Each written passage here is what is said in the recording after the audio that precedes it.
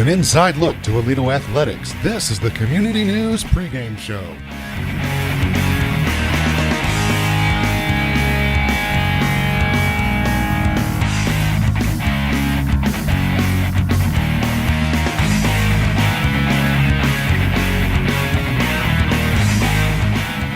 Everyone, Dominic Giannetti with you for another week of Bearcat Sports. Happy New Year to you, and let's start this year off right. How about them Lady Cats? They are still undefeated in district and have only lost 2 games so far this year. Those 2 games are only tournament games, so technically they don't really count if you think about it, and it's come to the same team, Argyle Liberty Christian, so, you know, kind of fix that up any way you want. But hey, they're still undefeated in district, like I said before. They defeated Springtown on Tuesday night, and they have Byron Nelson this evening.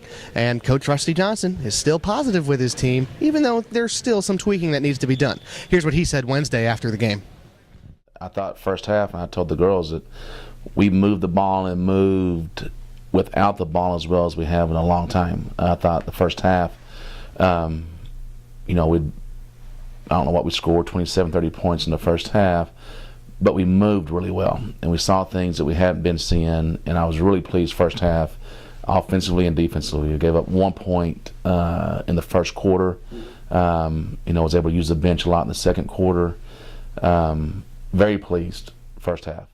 One thing that we have to get better at is when we have a big lead like that is to not lose focus and just continue to do what we had done to get there and just to extend it at every opportunity. I've seen some film on them and, looking at the scores, I think out of the 2 new schools, them and Timber Creek, that, I think Timber Creek is the better opponent from what I can tell on film. And having played Timber Creek, I was impressed with them in our game we had with them. Byron Nelson's, it's a road game. It's a district game. I told the girls last night, we're at the point to where we need to make sure that whoever we play, we take care of what we're supposed to do. We do the things that we're supposed to do. It's kind of irrelevant who's on the other side at this point. We got to take care of us. And I think Byron Nelson will be no different. It's a road game, which is always tough. It's a district game, which there's a heightened importance put on that. But again, if we go over there focused and do what we know we can do, I feel very confident about what's going to happen. Now, of course, since it is district play now for basketball, the only team at Springtown was not the Lady Cats. The Bearcats were there, too. They lost to Springtown. It was a tough match because they were only down by 1 point at halftime. But it's still okay for these guys. These guys are off to a better start than they had last year. They only won 8 games last year, and they're at that mark right now. Coach Steve Smith has acknowledged that, but he still wants more out of his players. There's still the hope to make the playoffs. There's still the hope to be the district champions, and he's not going to let anything slip by when it comes to coaching this team. He wants these guys to realize that this is the year for Bearcat basketball. And with a bolstered roster from the football players, it seems like there's more athleticism on this team as well. So it looks like we have a lot to look forward to. Here's what Steve Smith has to say about tonight's Byron Nelson game, as well as the loss to Springtown. That was a game that we didn't expect to lose.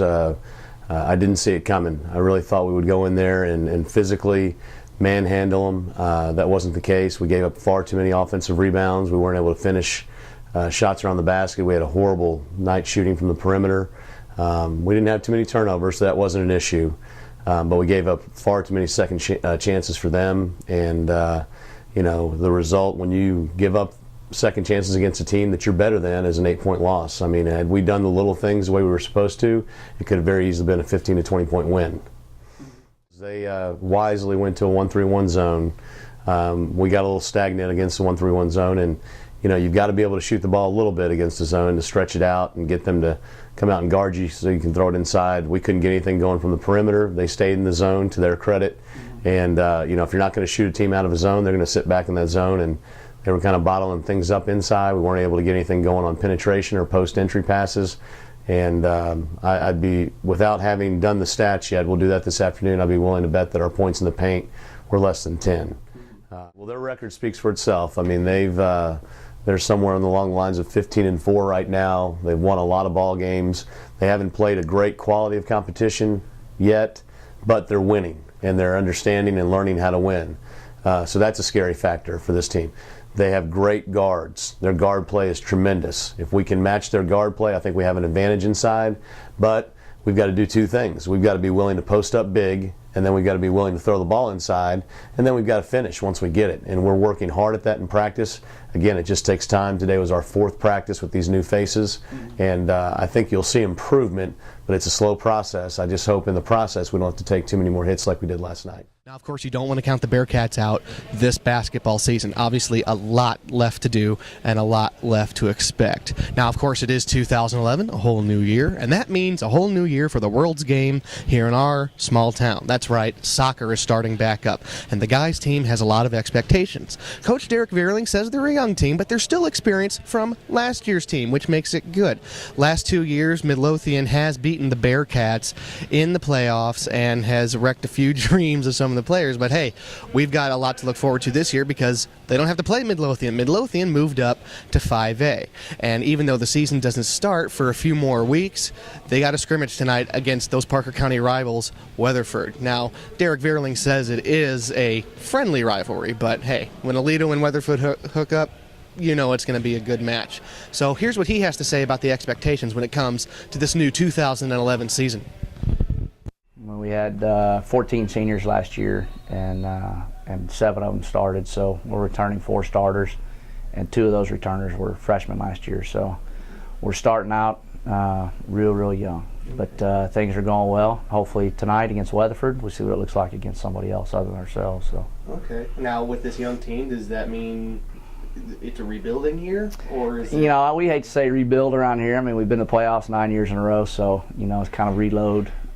We got some experience in the playoffs last year with some of the younger kids when we had some games that were in hand, and so we had a real solid JV season last year, and we expect these guys to step right in where we were last year. So, you know, when you have Kyle Underwood coming back, things are always looking good. I mean, he's a special player, and he'll anchor the midfield for us.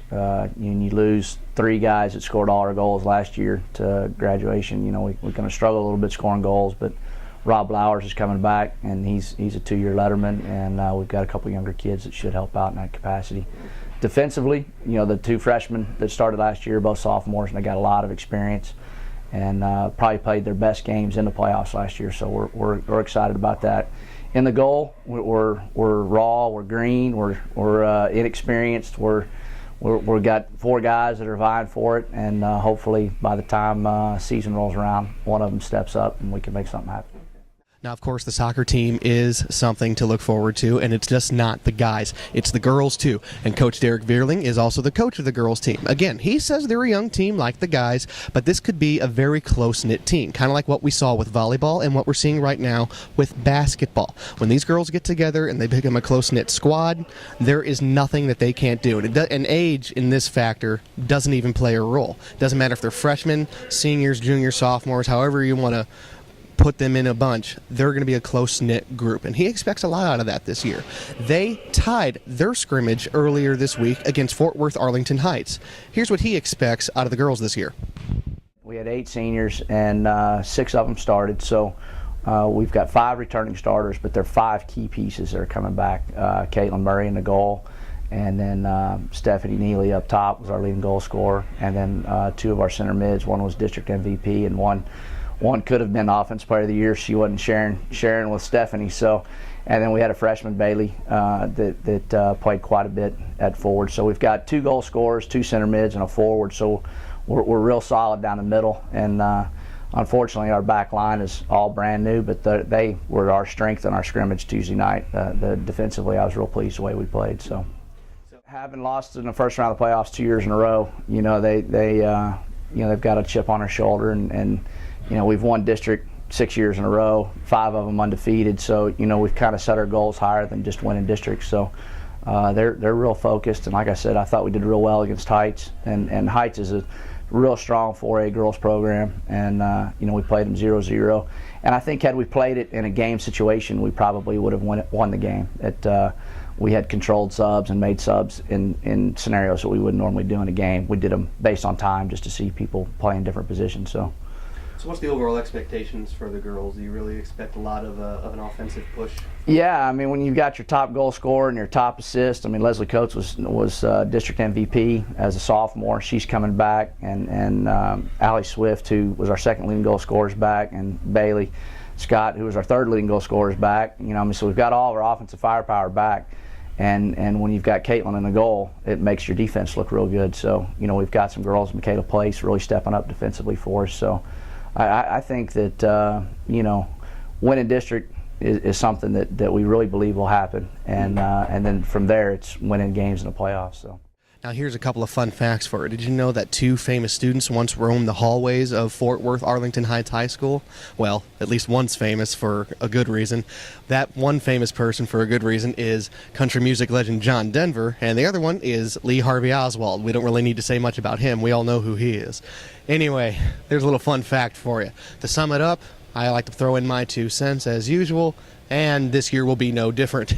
I would just like to let everybody know that we are about a month away from spring training and the start of the 2011 baseball season, and I'm excited. It should be another good year. We're looking forward to our American League champions getting back to it at the ballpark in Arlington, so hopefully the Texas Rangers have another good year. In addition to this 2 cents, I'm just going to say that I think it's great that we signed Adrian Beltre here in Texas, but I disagree with it only because I think it sends the wrong message to Michael Young. I think he'll be a great DH, don't get me wrong, but I think it really sends the wrong message when they're just putting him in this utility role and we won't see him as much as we used to. I wouldn't be surprised if by the July 31st deadline, if he gets traded. And truthfully, my St. Louis Cardinals, if they're interested in him, I would be happy to see him go there.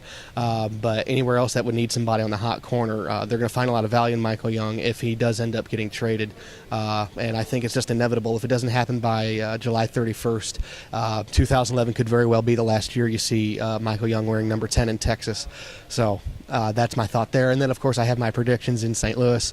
The Cardinals, a lot of high expectations there. We've got Lance Berkman. They're going to move him back to the outfield. I have high hopes with that just because he's a big guy, and I still feel like he can cover a lot of ground. They got Albert Pujols, who they've reopened the talks with of the contract, so we're all looking forward to that because we all know we don't want to lose him, and he's said on Dominican radio before that he wants to stay in St. Louis, so that's a good thing. We don't want to lose him to anybody else and say that we once had him and lose him to the business side of baseball. Let's keep it to that old-time legendary thing. That's a lot to take in, I know, and I'm kind of losing my voice over it, so I'm going to wrap it up today. Look forward to seeing everybody at the games, of course. We're going to be there doing all the Friday games and putting them online so everybody sees them for the weekend.